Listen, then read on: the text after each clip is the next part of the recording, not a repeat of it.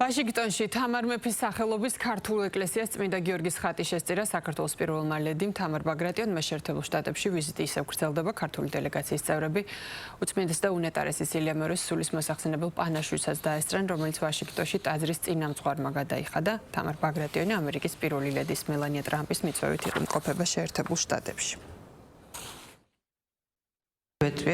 ვაშინგტონში თამარ მეფის სახელობის ეკლესია, სადაც მამა პავლემ ჩაატარა ჩვენი პატრიარქის სულის მოსახსენიებელი პანაშვიდი.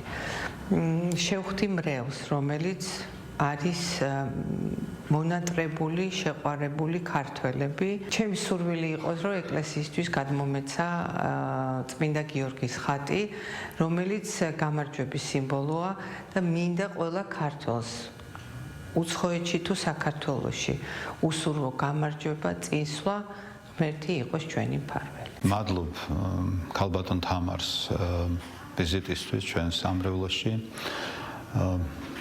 უძვირფასესი ხატის გადმოცემისათვის ესეთი შეხვედრები არის მნიშვნელოვანი დიასპორისა და სამრევლოს გაძლიერებისათვის.